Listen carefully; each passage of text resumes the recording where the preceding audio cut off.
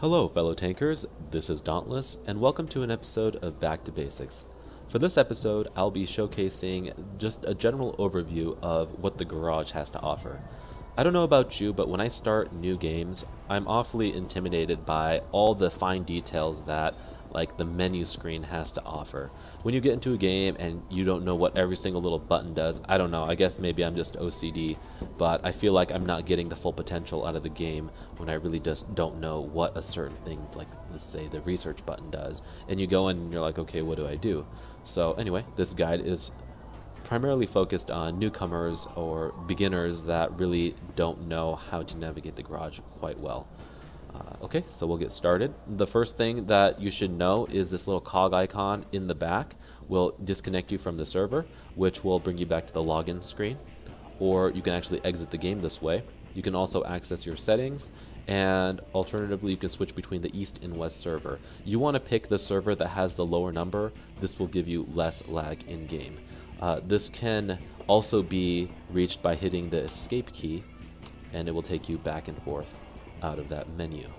The next tab over is going to be your personal reserve tab, as well as your clan tag. Everything here, you can view your clan profile, and that's something that you'll probably worry about way later in the game when you get more comfortable with everything. And personal reserves are items that you can use in the game that will temporarily give you an increase in credits or experience that you can earn doing various missions. The next tab over is the premium time. This is something that you can buy via worldoftanks.com with a credit card or something like that, or you can purchase it in-game using gold, which is Wargaming's currency that you also have to purchase with real money. Either way you do it, it costs the same, but this is a convenient way that you can use it in case you have won gold through events or earned it through various missions and whatnot. And then right here, here's a button that will take you directly to the premium shop. The next tab you'll notice underneath here is the missions tab. There are two missions tabs currently available in the game. The first one is campaigns. This will allow you to earn specific premium vehicles by doing various missions. And then right over here we have the missions and specials. These are temporary specials and missions that are in the game according to certain holidays, or maybe it's a weekend event or a month-long event. And you'll notice there's quite a bit of them right now because it is the holiday season. But there'll be different ones that you can get discounts on vehicles. You'll be able to earn modules and even sometimes tanks, which is really cool. And if you scroll all the way to the bottom, you'll see the specials, which are current discounts that are going on. So I like to go in here and check these once in a while to see maybe the tank I'm grinding is on sale, or they're doing, like for instance right here, they're doing Crew XP weekend, which allows me to retrain my crew for 50% off, which is awesome. So definitely check these out every week and see if they're doing anything worth your time. The next thing underneath the missions tab is your crew. Every tank has a different kind of crew in it, and you'll notice with these little icons, these are the different kinds of skills that your tank can learn, that you can train them in, as well as the efficiency of your crew, 100 being the max. And then right above that, here's a button that you can use to retrain your crew, return your crew to a vehicle if you have it in a different vehicle or maybe stored in the barracks, or send them to the barracks for any reason. And then we'll pop over to here, and you'll notice that this is the currency in the game. This is gold. Gold can be purchased. Again, if you click here, it'll take you to worldoftanks.com into the premium shop, and it'll allow you to buy gold with real life currency. Gold can be used to convert experience that you might have earned on a vehicle that is shown right here that you might not be using into free experience, which is shown with this gold star. Free experience can be used to unlock modules on tanks without that experience being on that specific vehicle. And then right here, this is your silver. Silver is earned when you play games, and it's also used to pretty much buy everything else in the game. Underneath that, you'll see here's the calendar along with the clock. And then here's your research bar. When you go into the research bar, it actually takes you into the tech tree, and this will show you what vehicle you're on, the vehicle that precedes it, the vehicle that you can grind towards next, as well as all the different modules that are available to the tank and how to upgrade it. But I'll do a video on that soon. Clicking this button here will take me back to the garage, and I will show you this guy right here, which is the compare list. The compare list is a new feature that Wargaming recently added to the game, and it will allow you to compare two similar vehicles or two very different vehicles if you want to. But by clicking this button, it adds whatever vehicle you have currently selected to the list. If you select another vehicle and you click this button, it will also add it to the list. Your list accumulates down here, and you can click it and you can compare the two. This will take you to a different screen that compares vehicles, and it'll lay out in detail all the different specs of that vehicle and kind of shows you in green which vehicle is superior. Right underneath the compare vehicle button, you'll notice that these are kind of like the tank characteristics, if you will. It shows every vehicle and how much firepower they have, survivability, mobility, etc. The little bar that you see here, I believe, is what the vehicle's stats are when it's stock, and then when you have it eliteed, how much it actually goes above that. So you'll see my firepower is better, my spotting is better, and it's also affected by what kind of equipment you're running, as well as crew skills that you have trained. Anyway, we'll move down to the bottom left corner here. This button right here is a filter, and it'll allow you to filter all the vehicles that are being shown right here in this carousel. Right now I have it filtered to tier 8 vehicles only, but if I deselect that, it will show me every vehicle that I own in the game right now. You can select it by nation, so if I wanted to play just German vehicles, I could click that and it'll show me the German vehicles I own in the game. It'll actually filter by vehicle type, so light tank, medium tank, heavy tank, tank destroyer, and SPG, as well as tier. And this is really handy. This is what I use a lot, actually. So if I'm platooning with a buddy and he's saying, hey, let's run tier 9s, I can quickly hit the tier 9 button and it'll show me what vehicles I have available. I don't have a lot of vehicles right now that are high tier, but if you did have hundreds of vehicles like I know a lot of players do, this will be really helpful in narrowing those down. Furthermore, there are these special buttons down here that will allow you to click on a vehicle if it's elite, meaning it's been fully upgraded, a primary vehicle, which I will show you how to make a vehicle primary after this, a premium vehicle, which is a vehicle that's indicated by these gold letters here that you can actually purchase using real money, and it actually makes a lot more credits and experience. And then last but not least, the 2 times. Every day you get a 2 times bonus for the first victory of the game. And if you are in the habit of running through those and trying to get all the 2 times on all your vehicles, selecting this will help you narrow down what vehicles you have not got that on yet. Right underneath that, you'll notice that there's also a 2 times button, as well as this kind of slash button. This is a primary vehicle, and again, if you make a vehicle primary, all you have to do is right click it and you can set as primary. This will move that vehicle clear to the very, very front of your list, and if you click that primary vehicle tab, it will actually filter it to all the vehicles you have selected as primary. Alternatively, if you want to, you can right click that and you can uncheck the primary label and it will make it unprimary. This button also allows you to filter out all the 2 times vehicles you have currently in the game. This button right here is your buddy list, and you'll notice I have a lot of friends here. The ones that are shaded out like this are players that are currently not online, and the players above here, green ones, are players that are currently in the garage like I am, and then players that have a red light on the side are currently in game. You can right click their names here and you can actually have a lot of options. You can create a platoon with them, you can look at their service record, you can remove them from your list, etc. If you click on the player's service record, here's a cool little tip. It'll actually tell you the last time they were in battle. So for example, Alpha here was last in battle at 1:40 a.m. I know, super late, I should be in bed right now. And currently it is 1:43 a.m.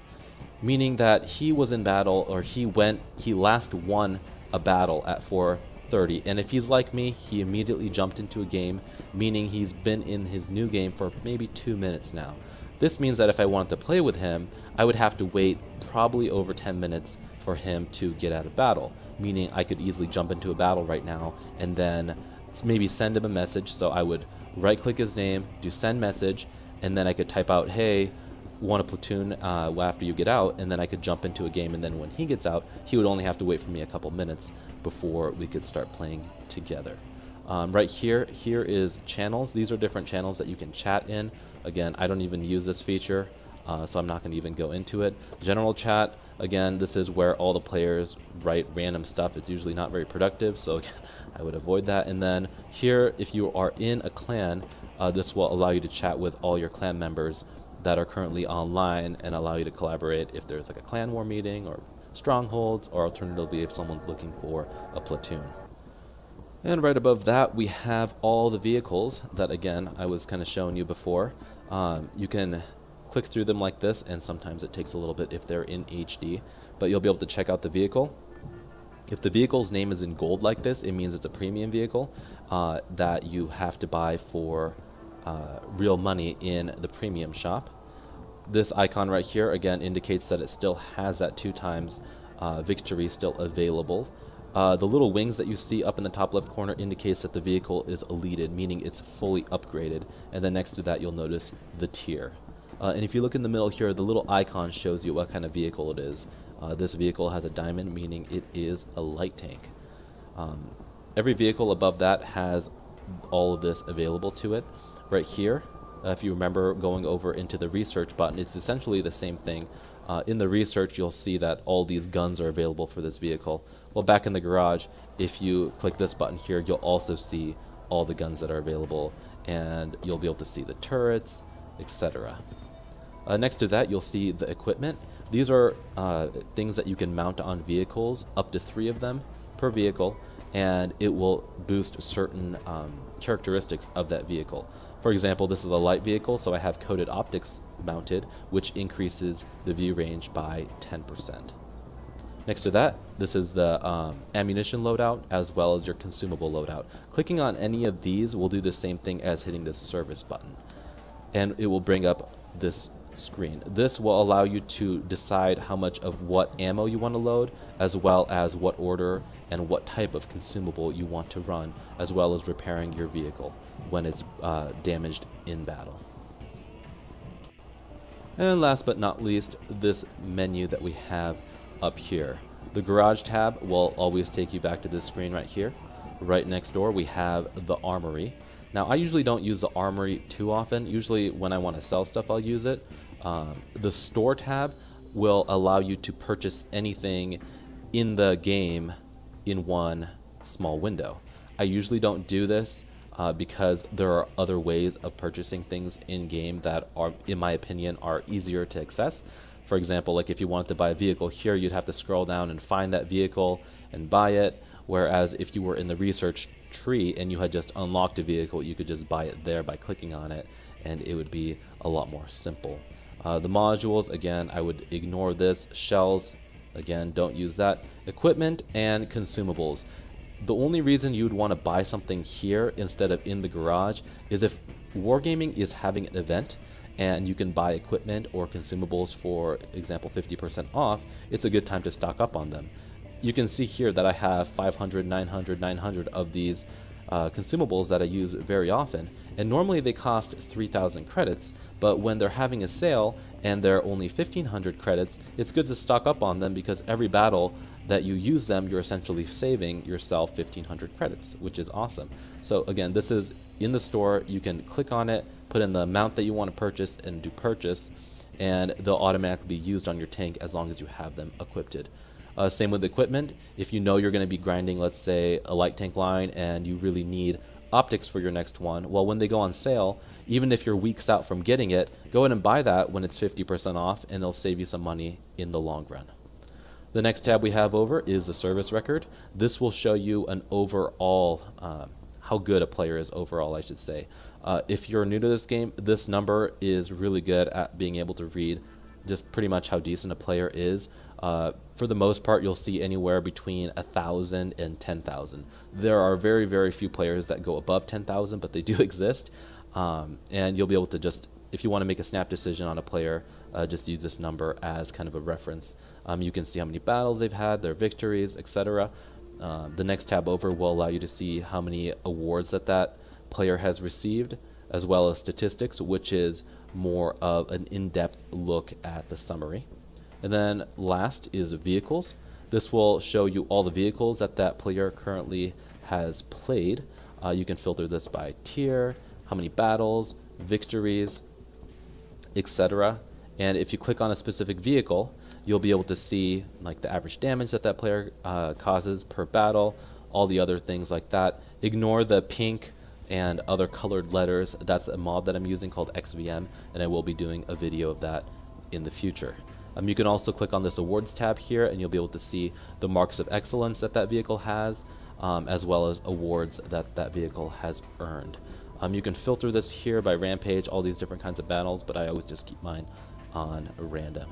The next tab over is tech trees, and tech trees will show you, you can filter it over here by each nation, and you'll be able to see all the different vehicles that you have at your disposal to grind towards, which is awesome. Wargaming has a lot of vehicles, and which translates to a lot of time that you can play in this game. Currently, I'm grinding towards the Leopard 1, which is all the way over here, and I'm going down the light tank line.